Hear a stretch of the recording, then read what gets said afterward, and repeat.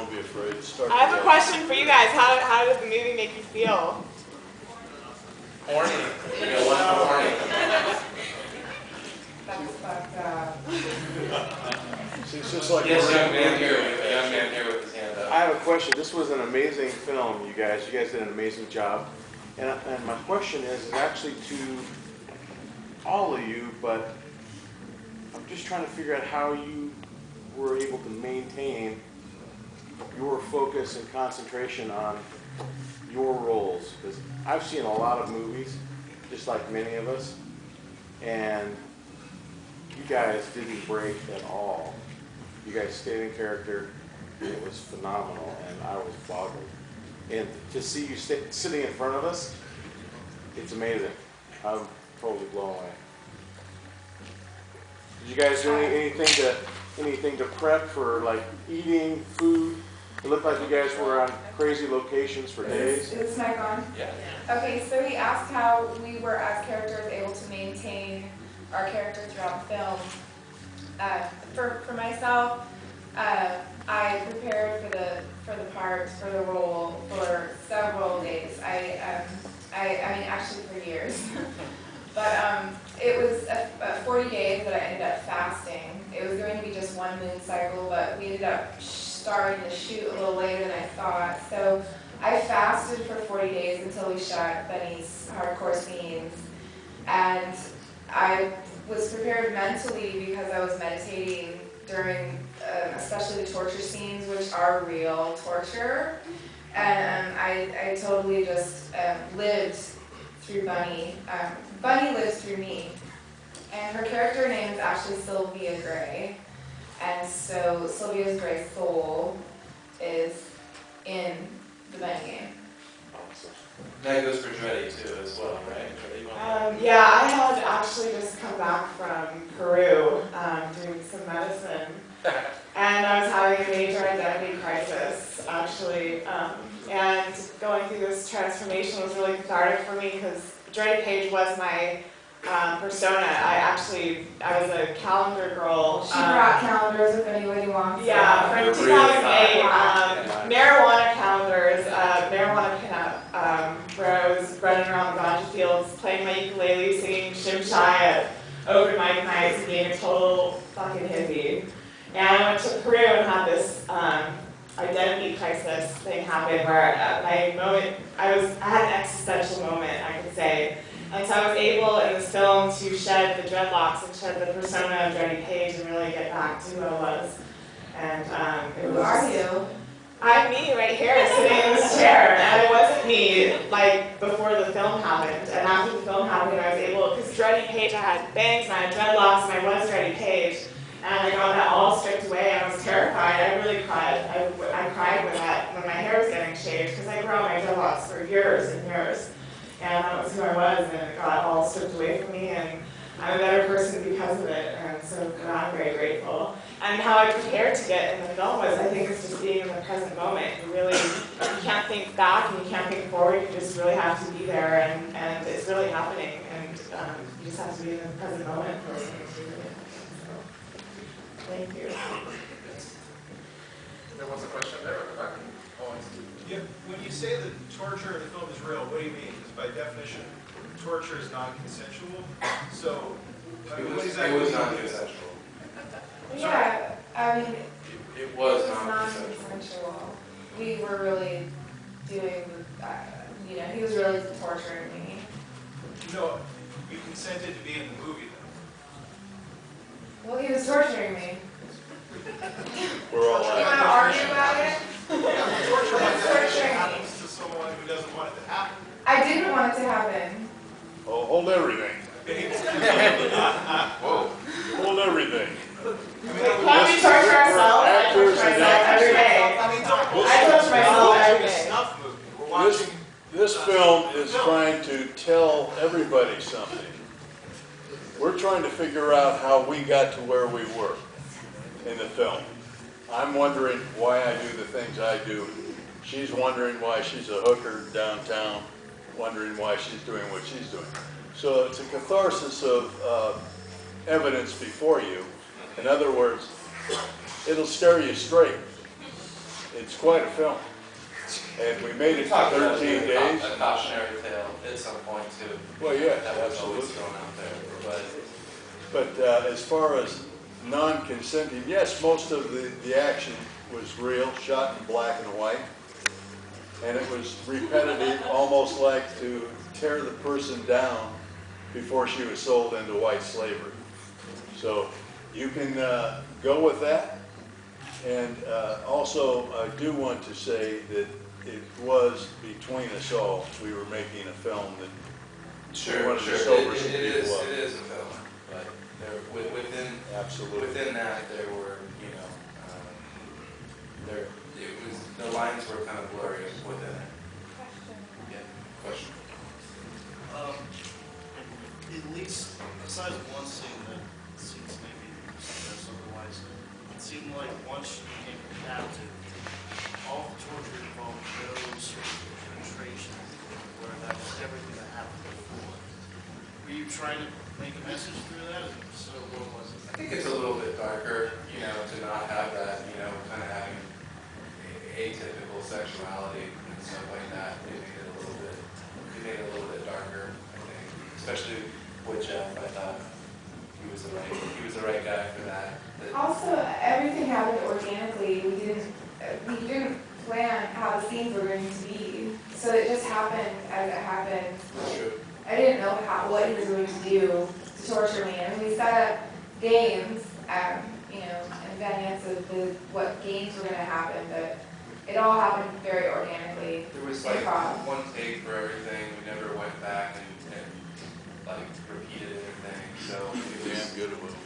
Yeah, it was fresh, each time. So there was a lot of stuff that got thrown out of the film that, was never used in the film or anything like that. So, yeah.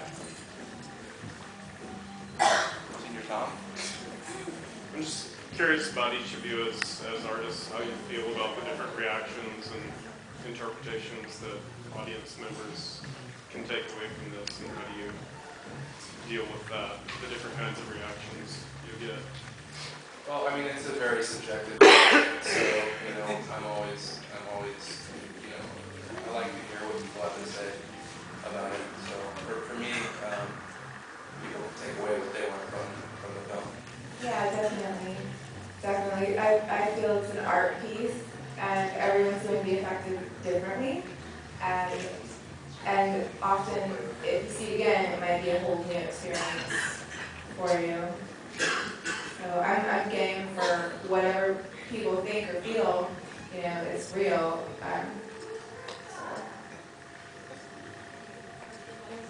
How did you find your actors? I've had an ongoing collaboration with Rehmeier for some time, almost a decade really at this point. So we did a lot of photo shoots and stuff together, preparing for the film. The film kind of grew out of a photo series that we've been working on. I met Dreddy through Rehmeier. They were friends, and she was a great addition. Jeff I met in Montana on a film where we got into it, and he grabbed me by the lapels and kind of shook me up, and so that was kind of the birth of our friendship there, and we maintained a relationship over the years. I call him and check in on him, and He's a truck driver. he is, yeah. He's a real truck driver. That's his real truck, too. Yeah, that's his real 85 The truck is his Western own Star. character, I think. It's his livelihood. He was going to kill me, I think. That was right. I didn't like the way he was looking at me one day. It was a real bad day up there in Montana, at the base of the Rockies, and it was snowing, and I was not having a good day. This character and his buddies were kind of mad dogging me, and I decided, well, if you feel froggy, why don't you leave me? Right now, I'll ride anything with hair on it, And I'll cut you wide, deep, and continuous, son. Okay, question back? And that was no act. All right, man. I want to congratulate you on one of the sickest films I've seen in years. And We love it. hey, me and this guy do brutal cinema. Oh, Miguel, you up there, Miguel? Yeah. What's up, Miguel? Love your shows, guys. So, I think this is awesome. We send us the screener, and I don't think it had all this music in there. You know what, it might have been rough at that point. I can't But remember. the music makes it even more fucked up. Well, that's some harasser love right there, so thank you Pete, Sandor, and James. And what I want to say is that whoever does not like this film, fuck them. What you're doing is like fucking exposing everybody to fucking what's reality. Reality, fucking take drugs, go meet the wrong person, you're gonna fucking die. You said it best. You said it best. And when It's out there, coming believe out, me. because I haven't finished jerking off to this shit. Can't ruin the merchandise before it goes south. Put it slow mo. Yes, sir. Hey, I am really proud for all you guys for making this film. I think it's so brave and such a huge accomplishment. My question is about if you could just elaborate a little bit about how you kept the photography organic and work, because you worked in, I noticed, in tight spaces as a photographer. You have gear, you have, either reloading with film or whatever you're using, or your digital. Could you elaborate about some of the equipment? Digitally, and everything was kind of a one-take deal. Any lights and stuff that we had in the film were, they were the lights that Jeff had in the truck actually, so they were practical lights that, we had, that he had, that were just, that worked for the film. We didn't really use anything outside of that. We had no crew. Yeah, Wow. It was just us. That's amazing.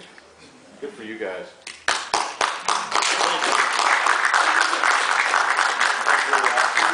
Being alone in the desert like that was a trip out. That's awesome. Question all the way up the back. All the way to the back? Okay.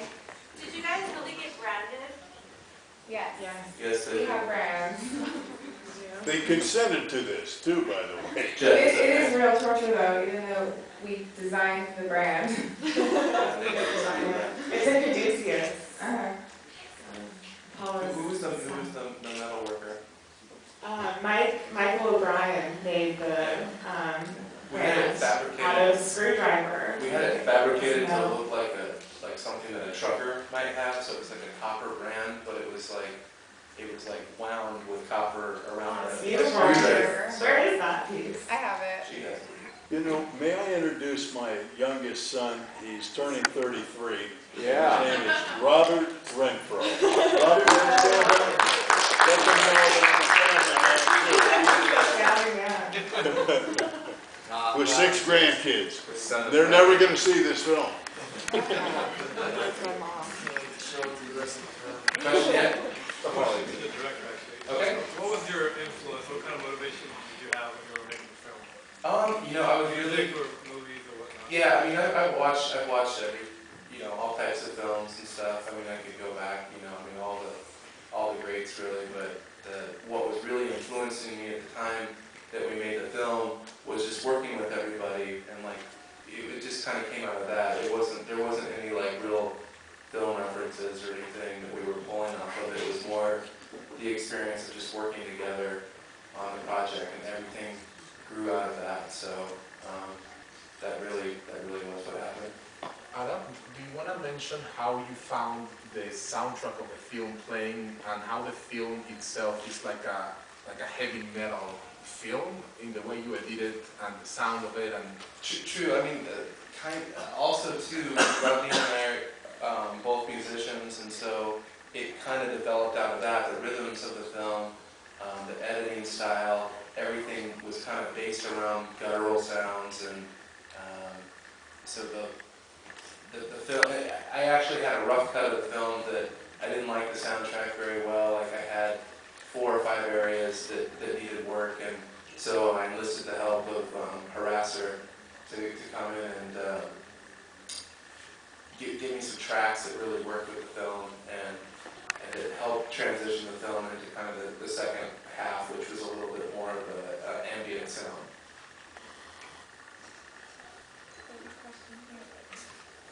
Fortunately, you kind of asked my questions. Twist a little bit. How did you figure black metal to work into a film like this? Because that's, you know, a music genre with a lot of meaning behind it lyrically and history with it. And it's not necessarily the kind of subject matter that one would immediately associate with that kind of music. So why did you? It just felt right, and so like emotionally it felt right for me to like use it. I never questioned it. We never questioned anything on the And film. I love heavy metal. She does. She does. She does something. Rodney is heavy metal. You're heavy metal.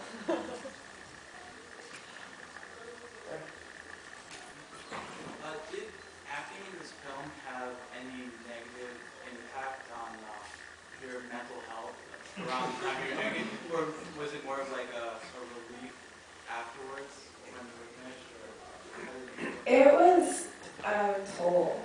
It took me a while to recover. We filmed it in 2008, and it took a toll.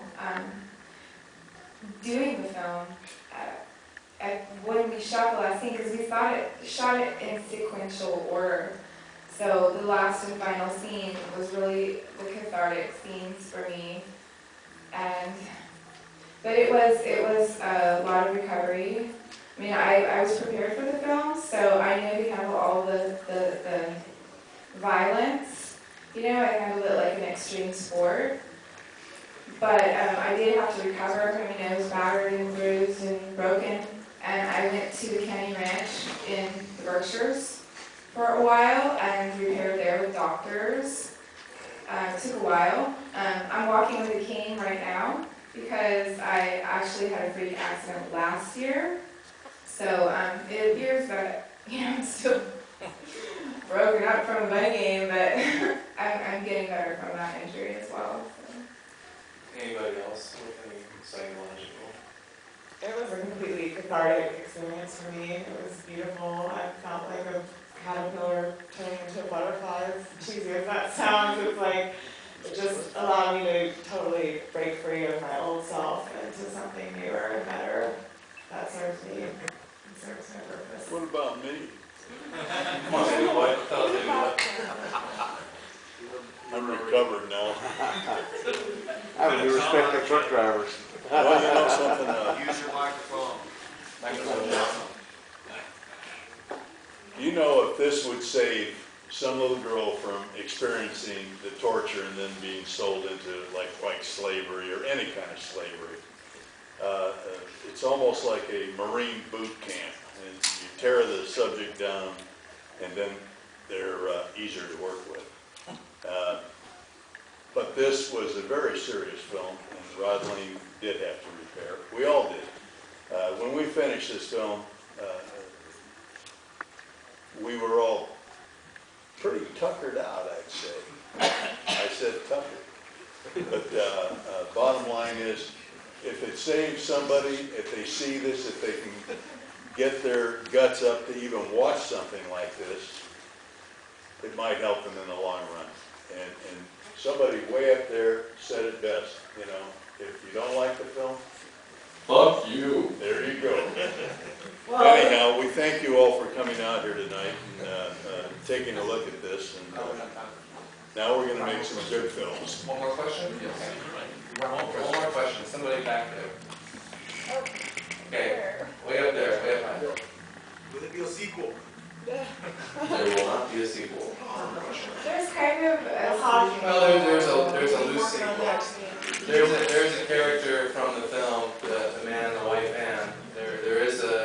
It's a loose sequel following a character 18 to 20 months down the road from what you see in the bunny game. But if you're expecting kind of the extreme elements of the bunny game, it won't be in that It film. still looks like a horror movie.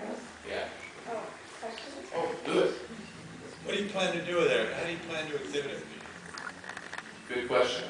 You know, thanks to people like Samuel that are plugging the film and putting it on a screen. You know, the more screens we can get it on, word of mouth would be ideal right now. So. Okay, well, thank you, everyone. We're going to have the time to wrap up.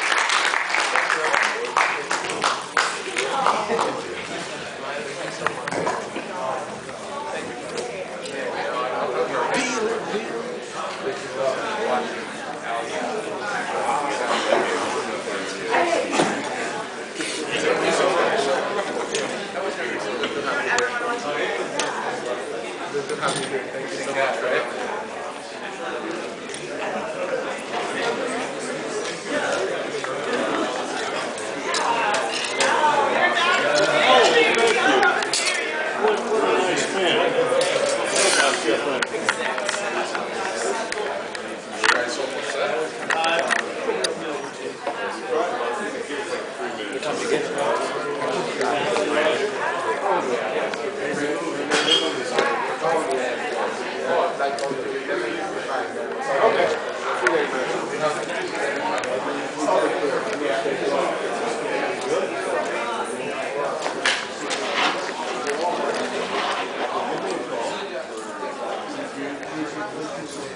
man.